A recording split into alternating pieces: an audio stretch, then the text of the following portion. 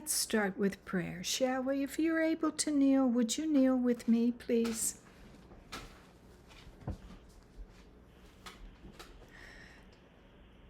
Father, we're so thankful that we as brothers and sisters can gather together this evening and spend a little, not quiet time particularly, but a restful time, and at the same time learn about the history of your church. So please bless our time together. Bless each one who's listening, and may everything go smoothly, I ask in Jesus' name. Amen.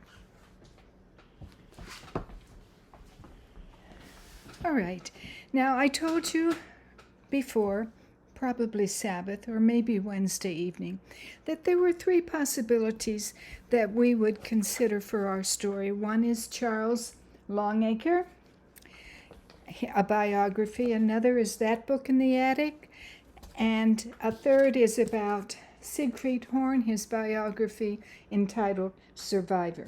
And we can read all three of these if you want, or if you have as time goes on, or if you have a request, a choice that you know would be a blessing to the rest of us, please share that. But this evening I'm going to now share a few slides and share this story, this biography, and I had the page marked because I took some pictures to share with you, and we'll get started in just a minute. So let me now put this up, and this is the book that we, unless you have something that you'd like to voice right now, this is the book that we will begin with. Charles S. Longacre, Champion of Religious Liberty. Just a second here. No, not this one. He'll never live, insisted the midwife, who attended Elizabeth Smule Longacre on the cold Friday night of December 1, 1871, when Charles, the second of her 7 children, was born. When I poured cold water into that pitcher on the bedroom commode, the pitcher broke, exclaimed the apprehensive midwife. And that's a very bad omen, Elizabeth. I tell you, your baby will never live. But Mother Longacre paid no attention to the ominous predictions. On this coldest of all nights in many a year, she quietly directed, "Just wrap him up good and put him in bed with me. I'll keep him warm." And just then, and let me move this on and show you a picture of his mother. That's Charles Longacre's mother. And just then, as she said that, Father Longacre walked into the room. Catching a glimpse of his newborn son, he exclaimed, "Elizabeth, this is surely a fine fellow. I'm glad we have a boy this time. Now Hannah will have a brother to play with." And Charles was to have other brothers and sisters too. For as the years rolled by, David, Mary, Catherine, Elizabeth, and Helen arrived to round out the household. Charles Smule Longacre was born at Valley Forge, Pennsylvania, where 94 years earlier George Washington quartered the ill-fed and poorly clad remnants of his army during the winter of 1777 to 1778, the darkest period of the American Revolution. This contact with the tangible mementos of the spirit of '76, together with a deeply spiritual home life and a generations-old religious heritage, helped Charles determine to erase from the statute books of America laws that would shackle men's minds. Longacre's ancestors came from Zurich, Switzerland, They were all Mennonites, and for several generations back of his father, they were all preachers, although his father himself was not a preacher. Mennonites, following the custom of apostolic times, still chose their ministers by casting lots. His father's name came up twice for the lot, but it did not fall on him. Really, I had no excuse to be bad, declared Charles, for like David Livingstone, I had 6 generations of preachers among my forebears.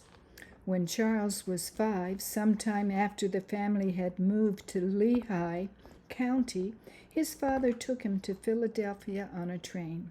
When they arrived in the big city, his father left him with some friends at a hotel over Broad Street Station while he went about his business, planning to pick Charles up late that afternoon. On that particular morning, however, Father Longacre had teased his son by saying, "I'm going to leave you here in the city." Charles played around the hotel for many long hours, and when his father did not return as soon as he thought he should, he concluded that he must have gone home without him. After some deliberation, Charles decided that he would walk home. Without saying a word to the people who were looking after him, he left the hotel and began following the railroad. He had not walked far before he came to a large, high bridge over the Schuylkill River, but because he was afraid to cross it, he decided to follow the river bank. As he trudged along, he noticed that the sun was beginning to set. Soon dusk settled over the city, and the stars came out. The dim gas lamps gave just enough light to cast weird shadows down the street. Charles couldn't see clearly where he was going, and in the semi-darkness he stumbled over an open gutter. Tired and lonesome, he sat down on the curb and began to cry. Meanwhile, his father had returned to the hotel, but no one there knew what had become of his son. When everyone felt certain that he must have wandered away and become lost, Father Longacre notified the police department. Soon all the police bells in town were ringing the signal that in those days indicated a boy was lost. While Charles sat on the curb and cried, policemen all over town began looking for a lost 5-year-old boy. Before long, a policeman spied him and coming up to him said, "Hi there, Sonny. It's pretty late for a young man like you to be out here on the streets alone, isn't it? What's your name?" "Charles," he replied weakly. "Charles Longacre? So you're the boy we're looking for.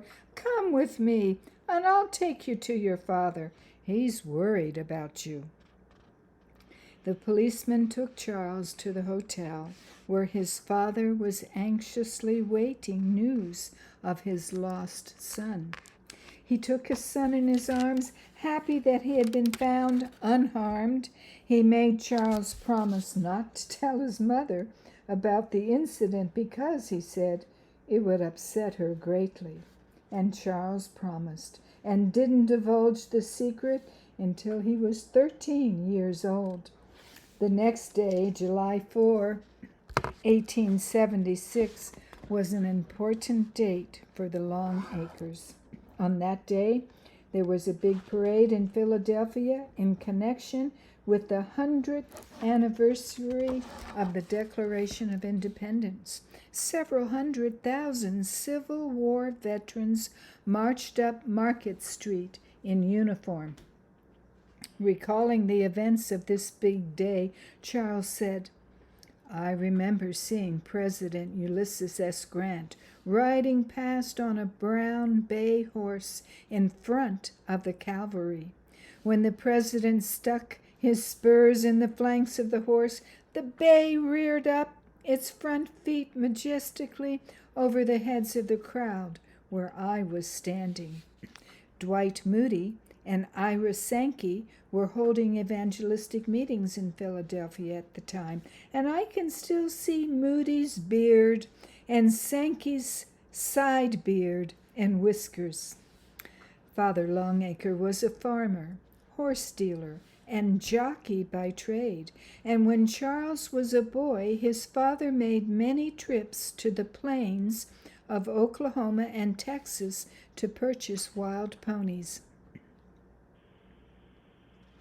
These he shipped home to the farm, 10 miles from Allentown, Pennsylvania. There he and Charles would tame them after the evening chores were done. I remember lassoing many a pony and hitching him to a 2-wheeled homemade chariot beside a tame horse. Charles recalled, by driving a wild pony with a tame one, we could break in the wild one. Of course, there was much kicking and rearing and stopping and going by spurts before the wild pony was fully broken in. But when we were through with the training, the pony ever afterward made a good work animal. However, when we had succeeded in training a pony to work double, the task was not completed. In addition, we had to break him in for riding. This is where the thrills and spills came into the picture. We often rode the ponies until the belly band of the saddle broke. One particularly ornery pony would rear up and throw himself on his back when Charles attempted to ride him. It would have been just too bad if he had ever been caught between the pony's back and the ground. When the pony first tried this maneuver, Charles doubted that he would ever be able to ride him safely, but he figured out a way. Here's what he did. I took the pony into a field where the mud was about a foot deep.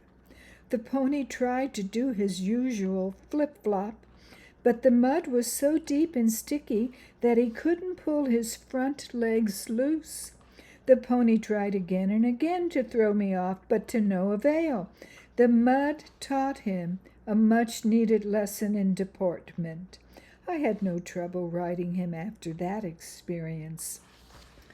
Charles was riding another tricky pony one day when she dashed up to a rail fence and instead of jumping over it, suddenly stopped just in front of it.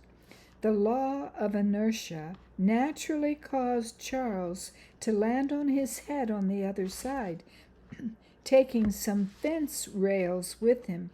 Fortunately, he didn't break a bone, but it did hurt his pride a bit when he looked up and saw the self-satisfied expression on the pony's face.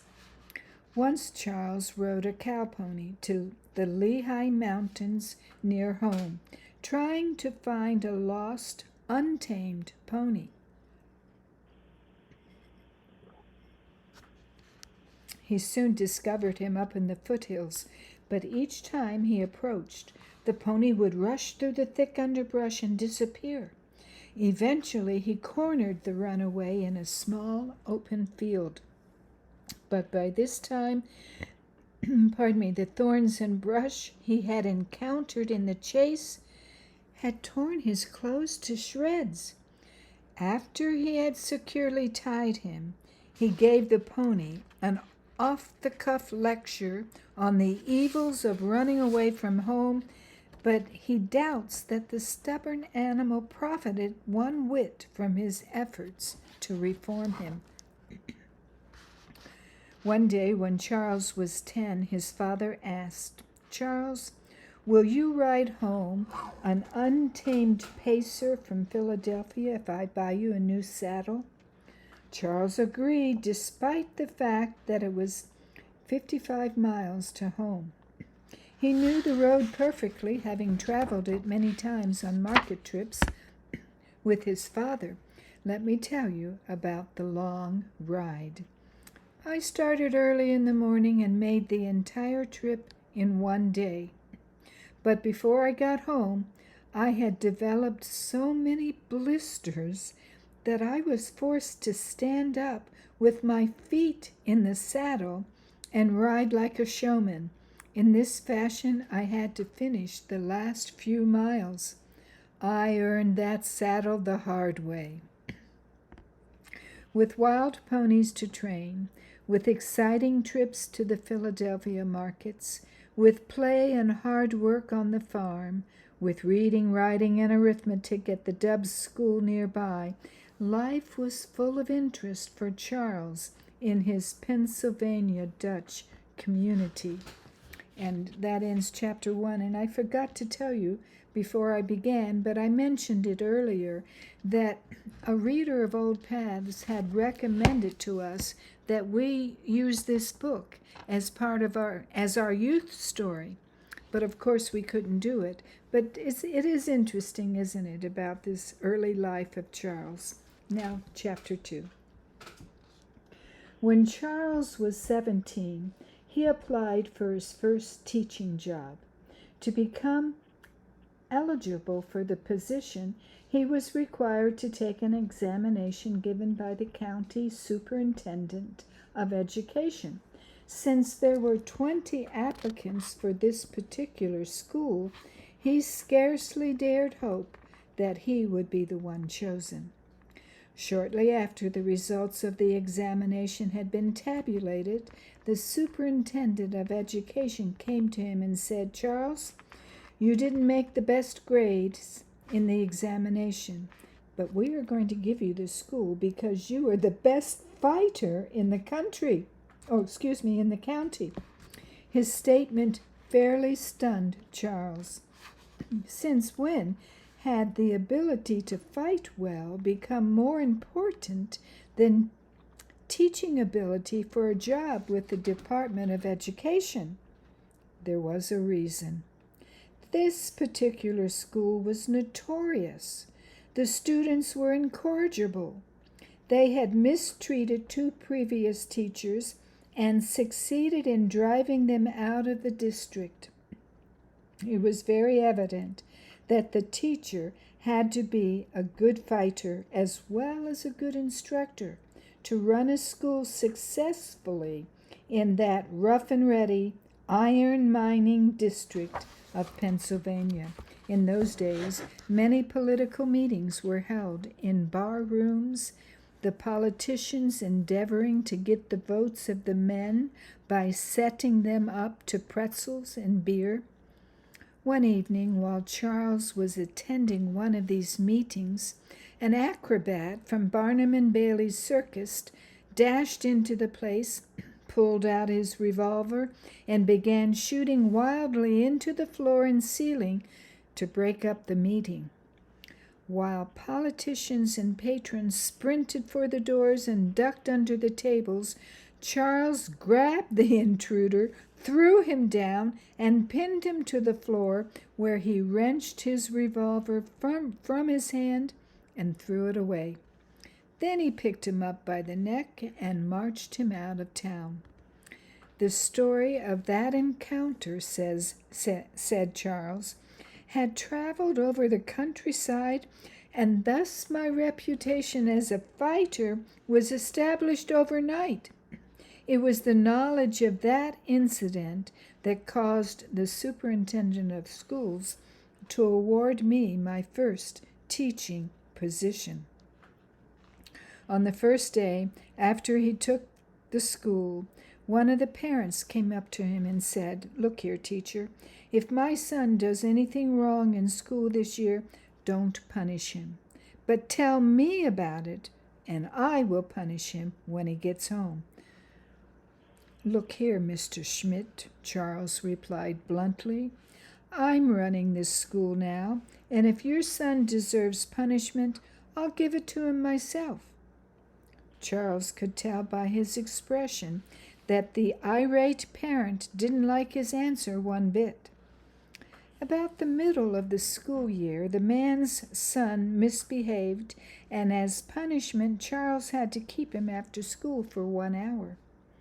On his way home that evening, Charles had to pass his house. Since he rather anticipated that the father would be out front waiting for him, Charles kept his eyes open when approaching his place. He was just passing the house when the father dashed out the door, pulled off his coat, and rushed up to him with clenched fists. Charles grabbed him and held him. Then, looking him straight in the eye, he said, "If you want to fight this out, we must settle on 2 conditions. 1, you are to hit me first, for legal reasons. And 2, I want you to understand that I have been in many fights, but never yet have been licked. If you insist on fighting, you'll get the best licking you have ever had." Suddenly he lost his nerve and tried to back away. But Charles gripped him even tighter and decided to impress the lesson a bit further. He twitched his nose and chin and chided him by saying, "All right, hit me now if you like." But he didn't.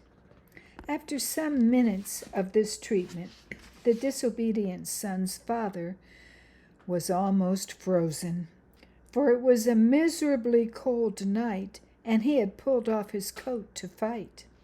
He was more than ready to give up the fight, intending to report the matter to the school board, in the hope that they would penalize Charles. Then Charles let him go. At the next school board meeting, he asked the members whether this man had reported any incident. "No, not yet," they replied. "Why do you ask?" Charles told them the details of the incident and how it turned out. When the board members heard the story, the chairman said, That man has been trying to run this school for years. We're glad you finally put him in his place. Keep up the good work." And Charles had no further trouble from that father or his erstwhile unruly son, nor did the pupils of that school run him out of town. Determination to preserve law and order at all costs paid handsome dividends. A knowledge of the doctrines of Seventh-Day Adventists was brought to the Longacre family through the missionary work of Oliver Thompson, a literature evangelist from Norristown, Pennsylvania, who brought the Signs of the Times to their home each week. After leaving the Signs for some months, he invited them to attend tent meetings in Norristown, being conducted by 2 Adventist preachers, J.G. Madison and Lee S. Wheeler. The parents and sisters of Charles responded to the invitation and attended the meetings regularly. But since he was taking a law course at night school and was principal of the junior high school in Lansdale, he had only Sunday nights available for unscheduled events. He decided that he had no time for tent meetings.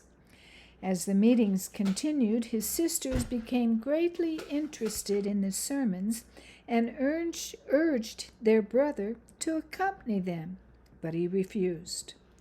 Later in the campaign, however, Charles decided to attend one Sunday night. That evening, R.A. Underwood, president of the Pennsylvania Conference, spoke on Daniel 8. He had just happened to be there that weekend and was the guest speaker on Sunday and Monday nights.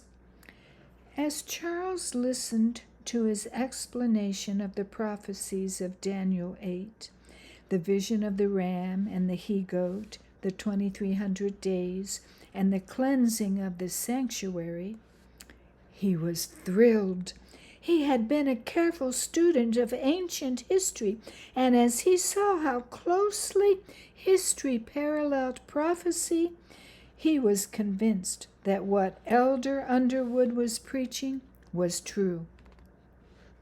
On Monday night, Charles skipped his law school classes and went to the tent to hear Elder Underwood speak on the subject of beasts-symbols, which dealt largely with the judgment. Hearing this subject discussed, his interest grew. Tuesday night he again skipped law school and went to the tent to hear Elder Madison preach on Revelation 12 and 13. The beast of Revelation 13 intrigued him. Wednesday he skipped classes for the third night and went to the tent to hear the lecture on the United States in Prophecy. Here was an entirely new concept of the future of his beloved country. He was mildly shocked when he heard it. On Thursday night, the subject was the three angels' messages. Friday night, the subject was the seal of God and the mark of the beast. I was profoundly impressed, Charles said later. At the close of the service, when the preacher had made an appeal for all to stand who wanted to register their determination to be on God's side and receive his seal, I was the first of many to stand. That decision changed the whole course of my life. In the knowledge of God's last day message, I had discovered something infinitely more important, interesting, and soul-satisfying than law school. About 2 weeks later, Elder Madison had to go back to South Lancaster Academy, where he was the Bible teacher. When he told Charles that he was planning to discontinue the special Sunday night meetings he had begun in the Penn Square High School auditorium 4 miles east of Norristown, Charles said, "You don't need to do that. I'll continue the meetings and teach the people what I've heard from you and have read in the Adventist books." So, with Elder Madison's consent, Charles continued the Penn Square meetings every Sunday night all winter. He had debated regularly 3 times a week for some time in high school, so he was not afraid to speak in public. The Lord blessed his evangelistic effort, and at the close of the series, 8 converts were ready for baptism. Then, in the Schuylkill River between Norristown and Bridgeport, the 8 new converts and Charles were among the 35 who were baptized on that occasion and who became charter members of the Norristown Church. Soon after, he was made Sabbath School Superintendent of the Norristown Church. And in 1896, he became first elder. That summer, he sold religious books in and around Norristown, Valley Forge, and Phoenixville. When fall came, Charles packed his suitcase and headed for Battle Creek College in Michigan. He had set his heart resolutely upon getting a thorough education in biblical subjects in preparation for the gospel ministry. He arrived in Battle Creek when the 1896-97 term began. E.A. Sutherland, who became president at the beginning of the second semester, was noted for his uncommon ideas on education. Especially was this seen in his advocacy of the one-study plan, whereby the student would devote all his efforts to one study at a time. When the students heard that this new plan was to be instituted in Battle Creek College, they rebelled. They declared that they would leave Battle Creek and go to Union College in Nebraska rather than subject themselves to Professor Sutherland's radical experimentation, and they meant it. The students were also irked by the fact that the college kept no record of their grades, nor did it grant degrees. Why? Well, in those days, granting degrees was considered pagan. Leading educators of the denomination said it would be copying after the ways of the world. It could be that in their endeavor to avoid the detrimental practices and procedures of some non-Adventist colleges, they overstepped the bounds of better judgment. But the one-class idea was not put into practice at Battle Creek College, and Charles stayed the second year to complete his ministerial course, even though his grades were not recorded, and he was not granted a degree. A.T. Jones was one of his teachers during his first year at Battle Creek College. Somehow, unknown to him, Professor Jones had discovered a copy of Baldwin's Psychology in a bookcase in Charles's room. He had used the book in State Teachers College classes in Pennsylvania and considered it worth keeping as a work of reference. One day, Professor Jones took this book to a college board meeting, and holding it high above his head, he declared, "This is what they teach here at Battle Creek College." In those days, Adventist educational institutions did not teach psychology because many of the textbooks on the subject advocated the use of hypnotism, which Ellen G. White condemned. Jones, of course, knew this and was trying to uphold the standards of the denomination, but his, quote, heresy hunt, end quote, came to an abrupt end when the facts of the case proved that he had jumped at conclusions that were entirely unwarranted. The teachers at Battle Creek College were definitely not teaching psychology. When Elder Longacre came to Washington, D.C. in 1913 to take up work with the Religious Liberty Department of the General Conference, he wanted to take some advanced work at the George Washington University Law School. He felt that he needed this special training to fit him for his new work, but he had received a diploma from Battle Creek College and could not produce a transcript of his grades. After lengthy discussion, the dean of George Washington University Graduate School asked him, "Are any of your teachers still living?" "Yes, they are," he replied. "Then you write to each one and get him to send us your grades for the subjects you took under them." Elder Longacre immediately wrote each teacher and received his grades. Although he had taken the subjects about 16 years earlier, the university accepted the grades and he was permitted to take postgraduate work. In 1914, Emmanuel Missionary College at Berrien Springs, Michigan, the successor to Battle Creek College, granted him a Bachelor's of Arts degree. He was asked to give the commencement address to his own class. Thus he received his degree 16 years after he had completed the requirements of it.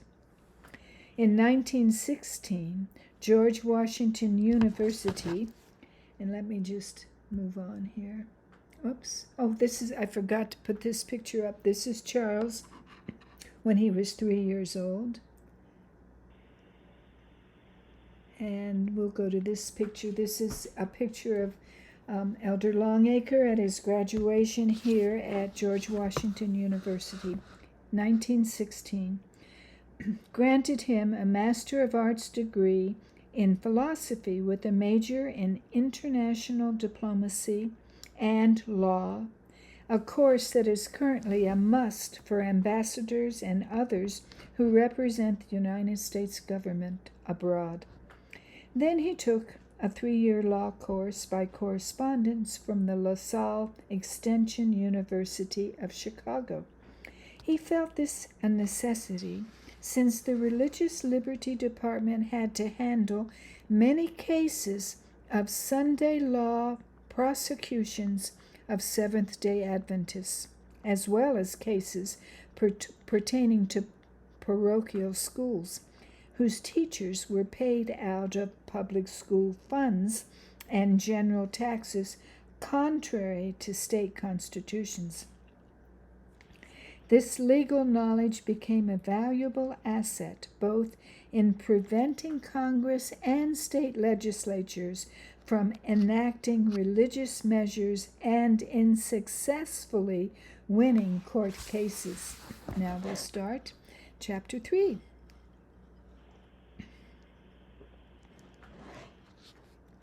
While Charles was a student at Battle Creek College, he met a talented young woman who was to become his partner for life. He became acquainted with Florence Martha Hughes through a series of unusual circumstances. During his first year at Battle Creek, he was made janitor of the college building. One fateful Friday, as he washed the tall windows of the college building, the weather turned cold very suddenly.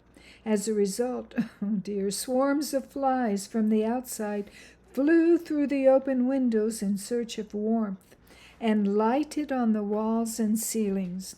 During the night, the temperature dropped so low that the flies froze stiff and consequently fell all over the desks, chairs, and floors.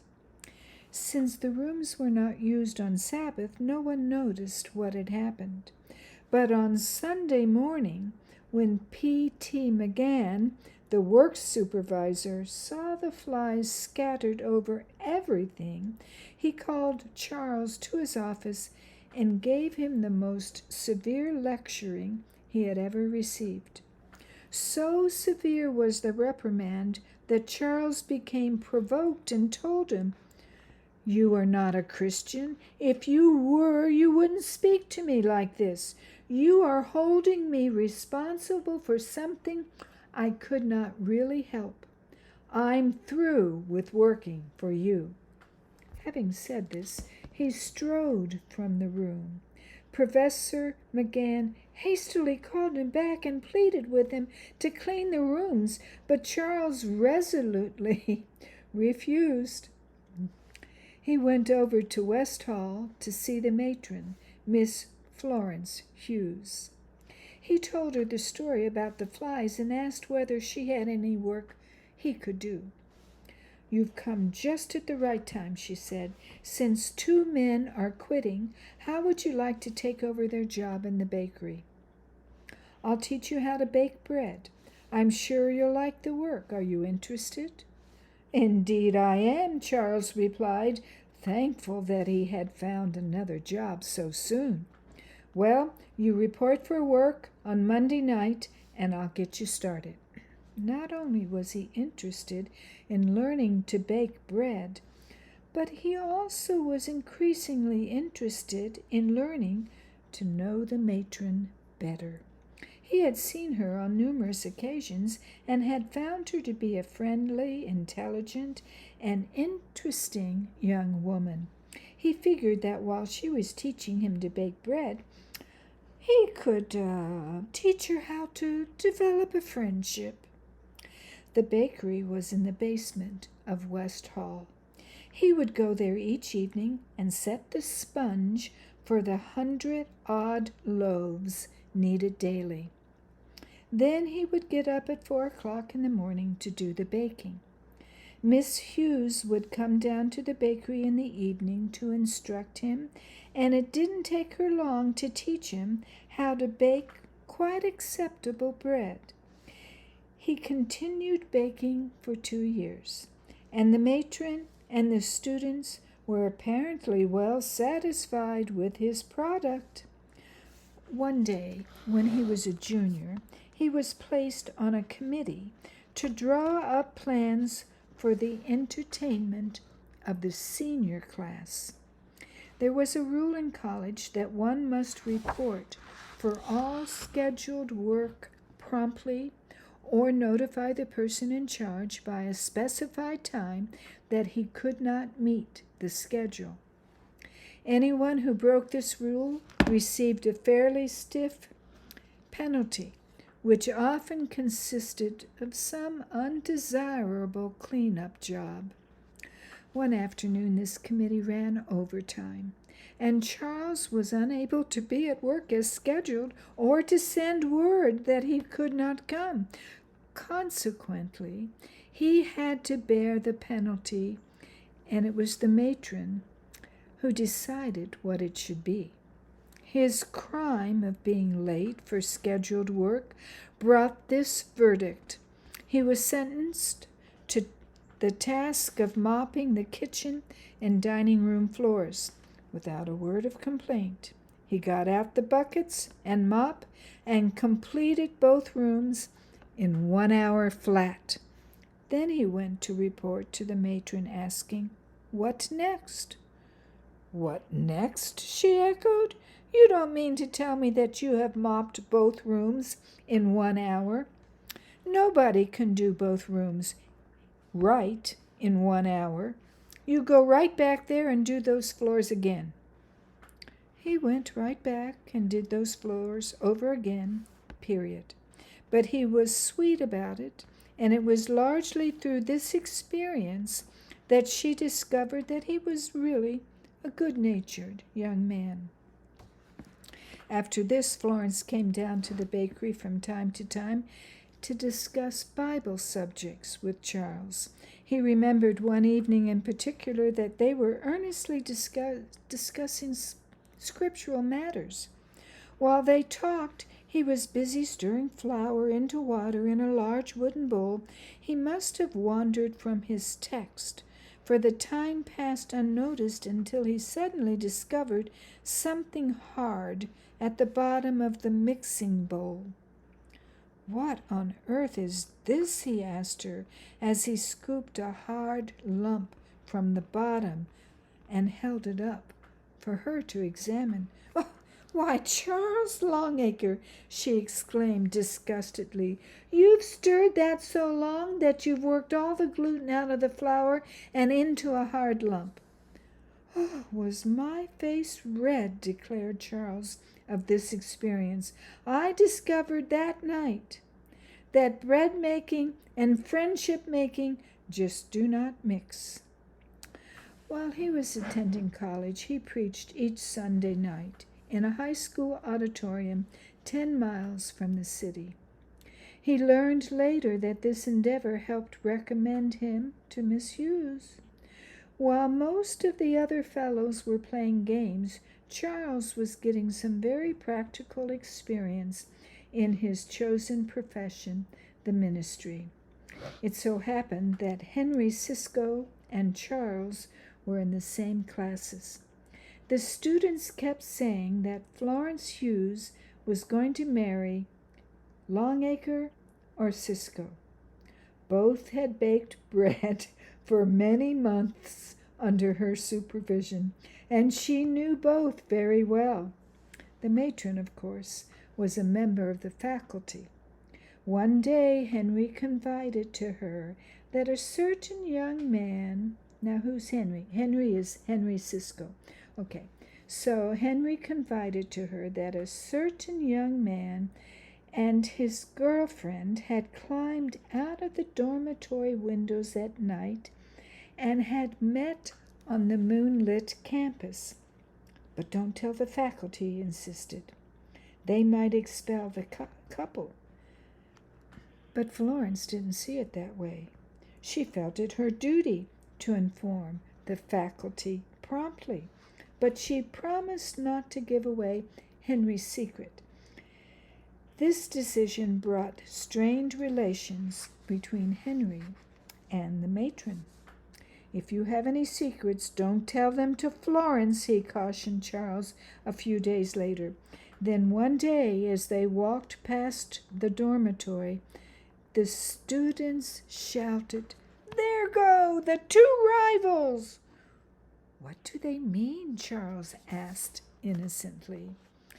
The answer grew more and more apparent in the days that followed. In the spring of 1897, Charles went from Battle Creek College to Illinois to sell books during vacation. The Tract Society for that territory was situated in Chicago.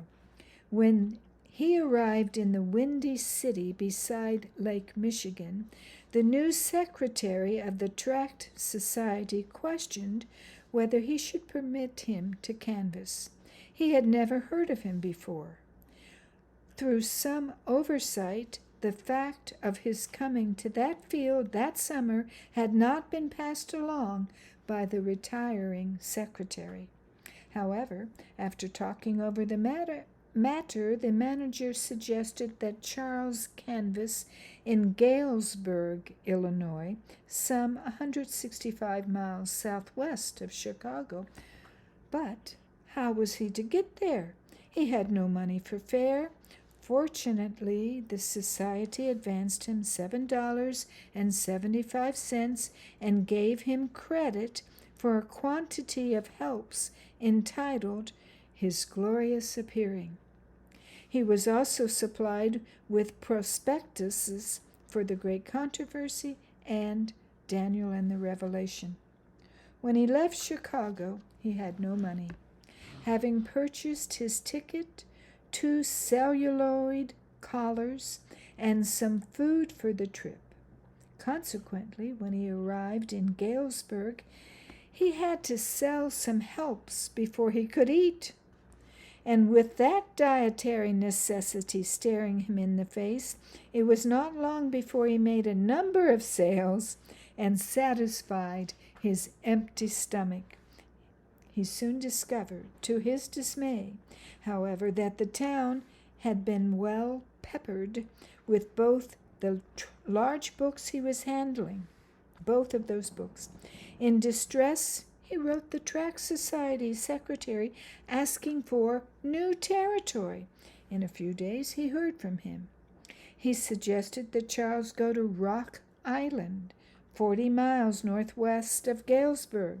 He at once followed his suggestion, but when he arrived in Rock Island, he discovered that he could not pay the high prices asked for rooms there. So he went to the railway station and sat up all night on one of those old-style benches with iron partitions, the most miserable substitute for a bed one could be ever forced to sleep upon. During the first night in the station, a policeman came through the waiting room and asked what he was doing there.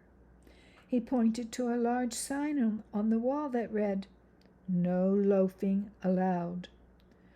Charles explained that he was working his way through college by selling books, and so far he had been unable to find a room within his means. After the policeman had heard his story, he told Charles that he could sleep there as long as he could endure the accommodations, and that in the future he would look the other way when inspecting the waiting room for loafers. After 4 nights in the station, Charles succeeded in finding a room, but he soon figured that after he had paid his rent, he could only afford 5 cents a day for food. So he found a bakery where he could get day-old whole rye bread for half price, 5 cents for 2 loaves delivered. He lived for 10 long weeks on nothing but 2 loaves of whole rye bread daily. Dr. J.H. Kellogg of Battle Creek Sanitarium fame had undoubtedly encouraged him to follow this strict dietary regime because, while in college, Charles had heard him declare that whole rye bread would supply all the elements the body required for normal growth. Dr. Kellogg had often tested his new food preparations on Battle Creek students, college students, who thus found themselves the guinea pigs for a rapidly developing health food business. That fall, when he went back to school, the students looked him over and remarked, "Why, Charles, you look fairer and fatter than ever. Of course, you've been canvassing in that dairy country, where you can get all the milk, butter, and eggs you want. No wonder you've gained 12 pounds during the summer." "But I didn't have any milk, butter, or eggs all summer," Charles protested. "I lived on 2 loaves of stale, whole rye bread a day, in order to save every penny for my college expenses this winter." When the students heard this, their eyes bugged open in amazement. It seemed incredible, yet it was true. However, I would not recommend, and this is in quotes, I would not recommend that student colporteurs follow my example today, because now one can rarely get whole rye bread from the bakers. After graduation, he stayed at the college a week in order to earn enough money to take him to his new field of endeavor. During this week, he saw Florence frequently and finally got up enough courage to ask her to write him the news of the school during the summer, and she gladly promised to do so. At first the letters were formal, newsy, matter-of-fact, but as the summer days passed, the letters became more frequent and personal until they led to his proposal and their engagement. Charles was happy. He loved Florence deeply. They were married on June 7, 1899, at her home in Battle Creek. Many friends and all the faculty members came to the wedding, all that is, except Doctors Megan and Sutherland, and Charles surmised the reasons for their absence revolved around 2 things: a static machine which in the long run generated more static than it was worth, and some fatherly advice that Dr. McGann gave Florence, but which she did not accept. Frank Kelly, the head of the science department, authorized Charles to purchase a static, S-T-A-T-I-C, machine for the department for $12. This was at the beginning of his senior year. He purchased the machine with his own money, and the apparatus was used all that year in the laboratory. In the spring, however, when he requested that he be reimbursed for his outlay, Professor Kelly told him that Dr. Sutherland had refused to give the money. He was informed that the expenditure had never been voted by the college board. Charles was naturally quite upset upon hearing this, because that was the money he had planned to use for train fare to his new field of labor in Pennsylvania. So he wrote to Lee S. Wheeler, the evangelist he was supposed to join, explaining the reason he could not come to Pittsburgh immediately after school.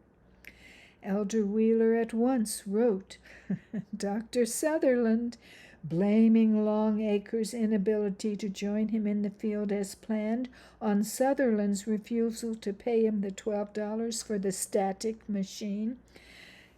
As the days passed, the machine generated more static by the hour as the affair grew in proportions. Suffice it to say that Charles never received the $12. He finally thought it the better part of wisdom to forget the whole incident. As to Dr. McGann and his fatherly advice, when he heard that Florence might marry Charles, he went to her and said, "If you marry Charles, you will have to wear the pants." But this and more fatherly advice did not impress Florence. She retorted, "If Mr. Longacre had a wife, he would be home with her and not down here lecturing me as you are. Besides, Charles goes preaching every Sunday night instead of wasting his time playing games like most of the rest of the fellows. Reminiscing, Elder Longacre declared, "I would not mention these experiences were it not for a happy sequel to the latter affair. Many years later I met Dr. McGann at a camp meeting in Lincoln, Nebraska. At that time he was president of the College of Medical Evangelists. I had been sent to Lincoln by the General Conference to preach on religious liberty and other subjects. After my Sabbath sermon on God's love for sinners, he invited me to have dinner with him. While we were eating, he apologized for the way he had treated me many years earlier when I was a student at Battle Creek College. I never dreamed then, he confessed, that you would become a preacher like this. You are a real man." Evidently time had caused him to change his opinion as to who was to wear the pants in our family. Those experiences demonstrate that when you do not know people thoroughly, there is a danger that we may misinterpret their words and acts and underrate their abilities. The fortunate meeting in Lincoln sealed a friendship between us that lasted for many years. Dr. McGann never came to Washington after that without coming to see me. When we truly know and understand people, we cannot help but love them. And that ends chapter 3, and I think it's time for us to quit. Lord willing, next Monday evening at 7:30, we'll pick up with chapter 4. Any thoughts you would like to share before we close with prayer? Very interesting, very knowledgeable story. Very good. Oh, I'm glad you're with us, Miss Spencer. I hadn't checked to see. Well, and welcome. I'm glad you enjoyed it. Thank you. Anything else?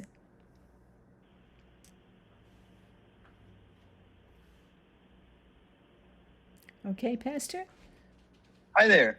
Yeah, I wanted to say that I really appreciated it. It was so many neat little insights, not only to Longacre, but to the times, things that were going on in those times. Yes. And I really liked the part about McGann and stuff. That was interesting, too. And it just shows you that there was a lot of humanity in all of them as well as us today, I'm sure. That's right. And I appreciated knowing the history of Longacre about his desire to understand the law, go to law school in preparation of his work for religious liberty. Anything else?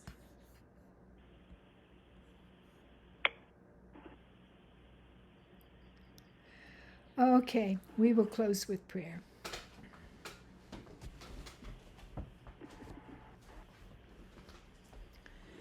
Father, we are thankful for this book on Elder Longacre, an important figure in Adventist history, especially non-Trinitarian Adventist history. So please bless our time together next week and be with each person who's with us now and give them a very good remaining week. Bless them, and just as you blessed Longacre and McGann and the others, help us to do a good work for you, I pray. In Jesus' name, amen.